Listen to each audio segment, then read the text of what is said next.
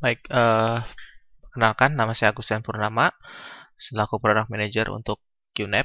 Pada hari ini saya akan membahas tentang QNAP. QNAP merupakan perusahaan yang berasal dari Taiwan, didirikan tahun 2004. Line produk dia ada 3, yaitu NAS, NVR, dan Digital Signage. Jadi NAS itu sendiri yang kita fokus saat ini, yaitu untuk penyimpanan yang berbasis jaringan. NVR penyimpanan yang difokuskan untuk penyimpanan video atau surveillance, ya kalau di bahasa umumnya CCTV. Nah di sini network video recording NVR itu merupakan CCTV tapi dengan IP kamera. Oke, dan satu lagi digital signage ini untuk advertising. Jadi kalau kita lihat di mall-mall ada TV-TV yang dirangkai lebih dari satu, jadi ukurannya besar. Nah ini tujuannya untuk mengontrol video atau TV yang ada di TV-TV tersebut. Jadi bisa lebih dari satu video untuk advertising. Atau kita kalau ke McD atau KFC ada menu makanan yang di LCD yang berubah-ubah. Nah itu bisa juga menggunakan digital signage. Produk ini memang tidak kita distribusikan karena masih baru. Yang kita fokus saat ini adalah NAS. Oke. Seperti yang saya sudah info sebelumnya, kita hanya fokus di NAS. Jika untuk NVR dan INDS ada pertanyaan, dapat dicatat nomor telepon dan email yang menanyakan tersebut. Nah, akan dihubungi kembali oleh tim kita. Apa sih NAS itu sebelumnya? Bagi yang belum tahu, jadi kita simpan data umumnya di mana? Flash disk, hard disk. Nah, kalau flash disk kan terbatas ya. Maksimum mungkin sekarang ada yang 64 GB, 128. Hard disk ya sampai 2 tera, 3 tera, 4 tera, dan sampai 6 tera. Tapi kesemuanya itu penyimpanannya berdasarkan kalau nggak kabel SATA atau colokan USB port.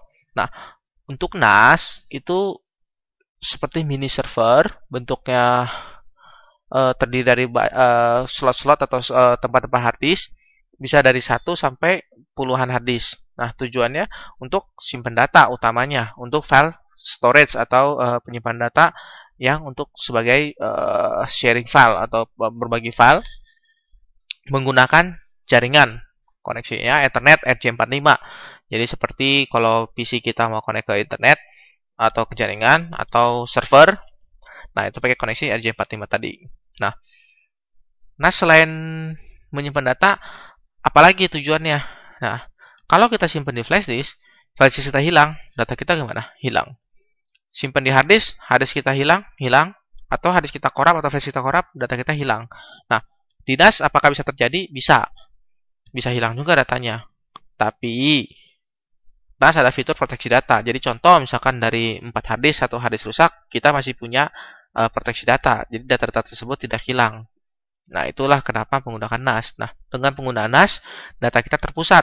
Jadi kalau kita simpan di flash disk, itu kan hanya di flash disk. Kita mau bagi ke teman kita gimana? Kita berikan flash disk kita. Apakah kalian hafal data-data yang ada di flash disk tersebut? Gimana kalau kalian punya 4? Mau cari satu lagu, kalian harus cari di 4 flash disk tersebut. Nggak maksimal, nggak efisien. Dengan NAS, semua data kita ada di NAS. Cari via jaringan. Dengan flash disk bisa terjadi duplikasi data atau hard disk duplikasi data. Contoh, saya punya lagu di komputer saya backup ke hard disk atau flash disk. Nah, kalau saya mau dengar lagi, saya harus copy balik kan? Nah, biasanya gimana? Kita simpan di hard disk, di komputer masih ada. Jadi, ada 2 data. Kalau dengan NAS, saya simpan data tersebut di NAS, saya bisa akses langsung lewat jaringan ke komputer saya. Jadi, tanpa perlu saya simpan, saya bisa lihat data tersebut kapan aja seakan-akan ada di hard disk saya. Jadi lebih mudah. Nah, terus kalau flash disk atau hard disk, begitu kita pakai di Windows, kita mau akses di Linux atau di Mac, nggak bisa karena beda file system. Nah, dengan NAS, nggak. Karena berbasis jaringan, pakai OS apapun, bahkan dengan handphone, ya nggak ada masalah. Kita bisa akses data kita juga. Nah, ini yang tadi saya infokan. Data di NAS bisa diakses oleh komputer, laptop, server, tablet, dan perangkat berbasis jaringan lainnya, FTP server. Nah, multiple operating system atau berbagai macam operating system, contoh Windows, Mac, Linux, Android, Apple iOS, dan seterusnya. Karena berbasis jaringan, semua bisa akses ke perangkat tersebut. Bahkan secara contoh, saya lagi dengar satu lagu A. Nah, teman saya atau perangkat lain akses lagu A juga.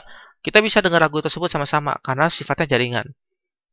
Nah, tadi ada fitur proteksi data yang tidak terjadi kerusakan itu dinamakan RAID atau kepanjangannya Redundant Array of Independent Disk. Jadi satu hard disk yang tadinya misalnya 2 tera, kita bisa gabungkan jadi satu hard disk. Contoh, ada 4 hard disk yang 2 tera, kita gabungkan jadi satu.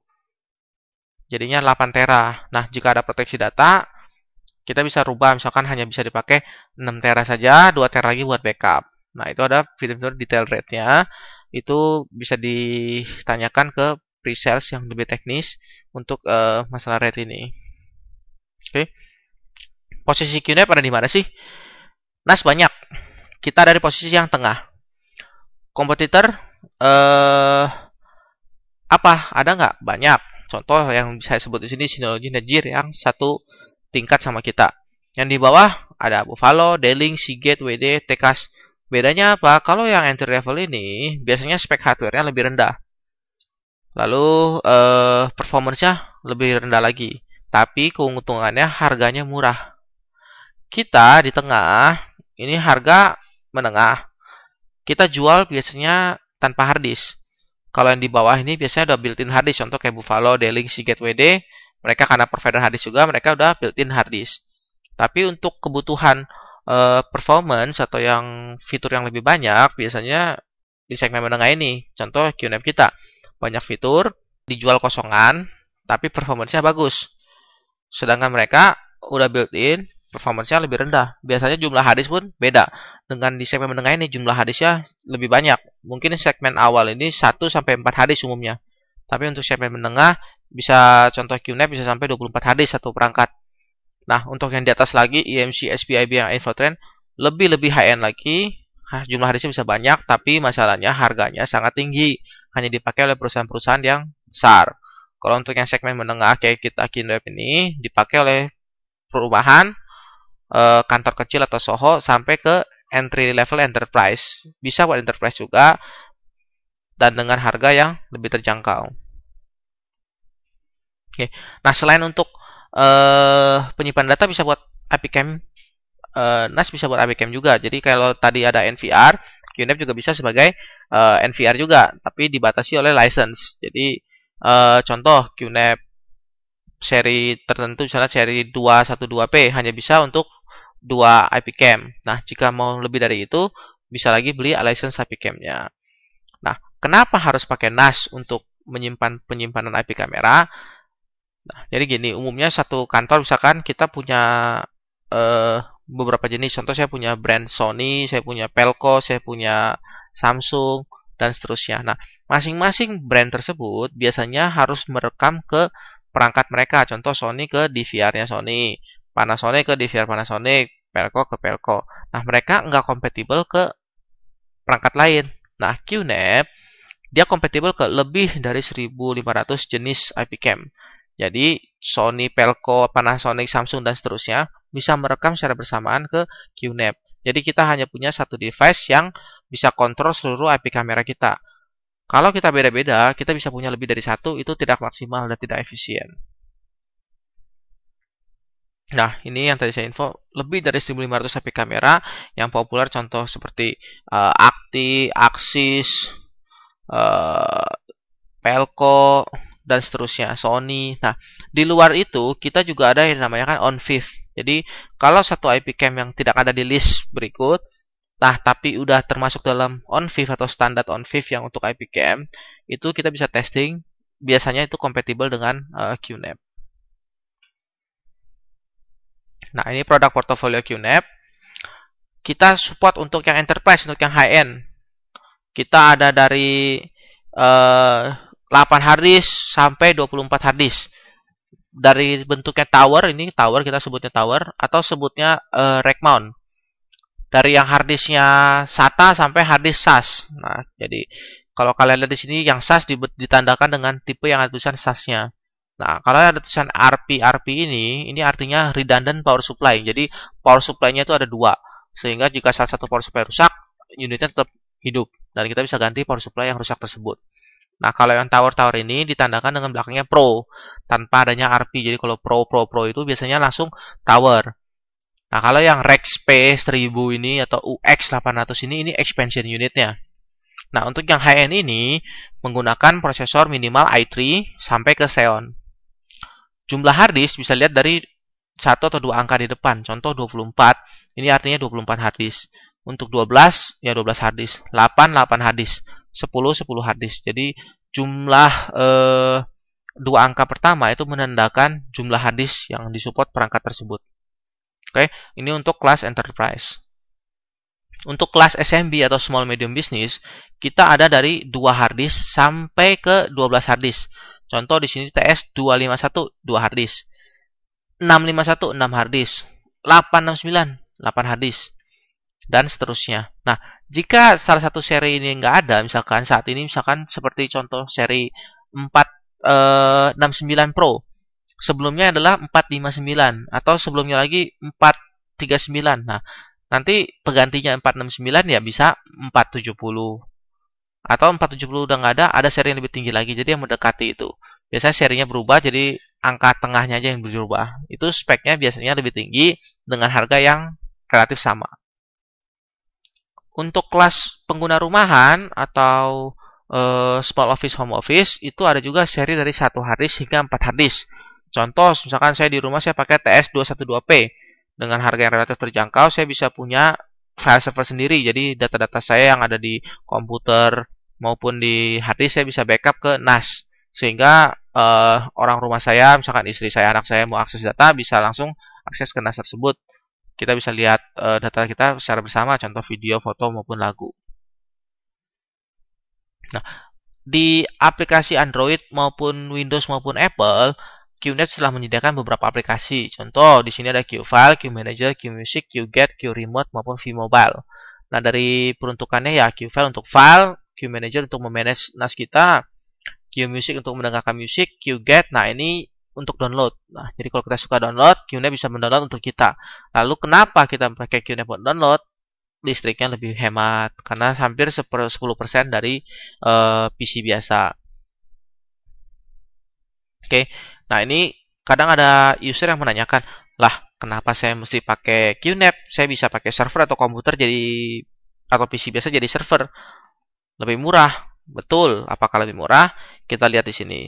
Dari segi stabilitas, kalau yang pernah install Windows itu nggak reliable dijalankan lebih dari 1 minggu.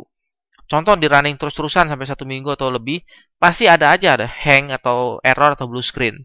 Lain dengan Linux. Linux itu lebih stabil, sehingga mereka jarang dan lebih banyak digunakan untuk server. Lebih banyak pakai yang Linux ketimbang Windows. Oke, lalu untuk setup cost. Misalnya QNAP kok harganya mahal ya? Itu belum dihitung. Contoh, kita kalau beli PC, kita beli PC kan harus install softwarenya. Udah berapa? Listriknya udah berapa? Server harganya berapa? Jika dibandingkan jangka panjang, lebih murah setup cost-nya QNAP. Karena dengan PC kita harus beli yang cukup high-end, kita install softwarenya udah lebih mahal. Pakainya gimana? Dengan QNAP lebih mudah. Hanya 6 langkah kita bisa langsung pakai. Dengan PC biasa, kita install Windows atau install Linux deh kalau mau gratis. Konfigurnya apakah mudah? Pasti kan sulit. Temperatur karena listriknya rendah dan dilengkapi dengan kipas, jadinya tanpa ruangan AC pun bisa dijalankan QNAP ini. Hemat, jadi kayak di rumah tanpa AC pun kita bisa taruh di rumah, nggak ada masalah. Tapi kalau PC di rumah coba kita jalanin terus, panas gitu dan makan listrik sangat tinggi.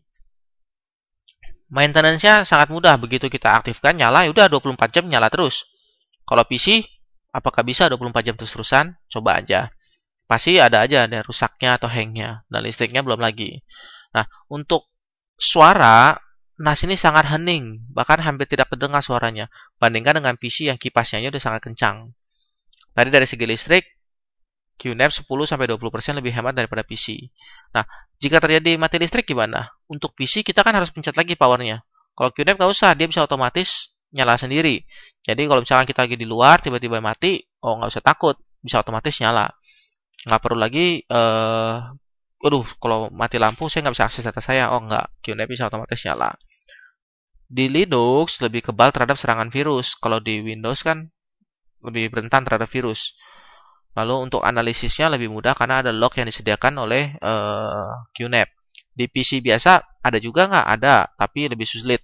Contoh, kita kalau ada Windows Server, ada yang delete file. Apakah kita bisa tahu dengan mudah siapa yang delete? Nah, kalau dari QNAP ini mudah. Jadi secara keseluruhan, jika ditotalkan, menggunakan QNAP, NAS, atau NVR jauh lebih murah dibandingkan dengan PC atau server yang diinstal dengan OS lain. Nah, salah satu fitur QNAP yang mau saya highlight dalam presentasi ini adalah Virtualization Station. Jadi kalau ada yang bilang dulu, NAS nggak bisa diinstal software tertentu deh, server saya bukan cuma buat data, saya ada OS atau aplikasi tertentu yang saya mau install. Nah, dulu memang tidak bisa, tapi QNAP sekarang, seri-seri tertentu, kita bisa install OS, seperti mau install Windows, Linux, Unix, seperti pada PC. Jadi kita bisa install Windows Server di sana, kita bisa install Windows 7, Windows 8, XP, dan seterusnya.